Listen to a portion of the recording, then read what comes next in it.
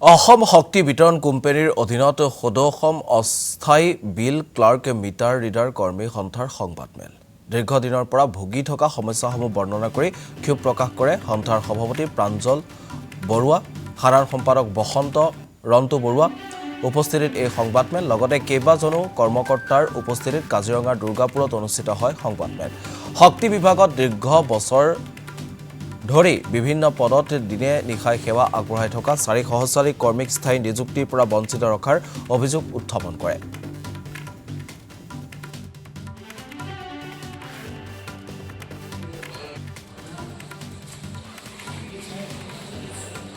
আজি মানে আলাইফানি এটা নিচিনা ব্যৱস্থা কৰিবলৈ আমাক গৈ আছে তেনেকুৱা এটা আমাৰ অনুমান হৈছে। আজি এডিআইৰে পৰীক্ষা পাতিলে পৰীক্ষাৰ পৰা আমাৰ কমচে কম এপিডিচিএলত 1550টা মানে এপ্ৰক্সিমেটলি 1550টা মান আকৌ এডিআইৰ পৰা ল'ব লৈছে আমাৰ সহায়ক হিচাপে। আমাৰ যিখিনি মানুহ এতিয়া BCMৰ পৰা সহায়ক পিয়ন চকীদাৰ সকলোখিনি মিলি মিনিমাম আমাৰ এতিয়াও 3000-4000 মানুহ আমাৰ আছে। সেই মানুহখিনিক নিদি এতিয়া আকৌ এডিআইৰ পৰা ল'ব লৈছে। আমি বৰ্ডৰ বিজুলী ভৱনৰ লগত বহুতবাৰ ঊৰ্ধ্বতম কৰ্তৃপক্ষৰ লগত কথা পাতিও আছোঁ। কথাৰ পিছতো তেওঁলোকে আমাক সদায় আশ্বাস দিয়ে আছে, সদায় কয় যে মুখ্যমন্ত্ৰী ডাঙৰীয়াৰ ওচৰলৈ যাওক আপোনালোকে, তেওঁলোকে আমাক কিবা এটা ব্যৱস্থা কৰি দিব।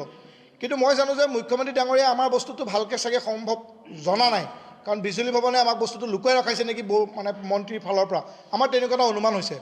কাৰণ মুখ্যমন্ত্ৰী ডাঙৰীয়াও যে প্ৰত্যেক ক্ষেত্ৰতে তেওঁ আমাক চলুচন দিব বিচাৰে। আজিৰ দিনত আমি জানো যে মুখ্যমন্ত্ৰী ডাঙৰীয়া কেতিয়াও আমাক এনেকৈ আলাইঠানি কৰি নাৰাখে। কিন্তু বিজুলী ভৱনৰ HR ব্ৰাঞ্চৰ পৰা MDৰ পৰা চেয়াৰমেন ছাৰলৈকে আমি প্ৰত্যেকবাৰে আমি মেমৰেণ্ডাম আকাৰত আমি আন্দোলনৰ কথাও পাতোঁ তেওঁলোকৰ লগত, আমি বুজাবুজিও কথা পাতোঁ, তেওঁলোকে কিন্তু আমাৰ ক্ষেত্ৰত কোনো তেনেকুৱা ছাকচেছ আজিলৈকে কৰি দিব পৰা নাই।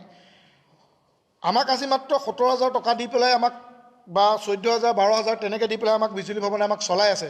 আজি স্মাৰ্ট মিটাৰ লাগি গৈ আছে। স্মাৰ্ট মিটাৰ লগাৰ ফলত আমাৰ বহুতখিনি মানুহৰ অসুবিধা হৈ পৰিছে যে আজি স্মাৰ্ট মিটাৰ লগাই আছে, কাইলৈ যেতিয়া স্মাৰ্ট মিটাৰ লগাই শেষ হ'ব আমাৰ মানুহখিনি ক'লৈ যাব, তেনেকুৱা এটা আমাৰ অনুমান হৈছে যে আসাম টক্স আপোচবিহীন অসম কণ্ঠ।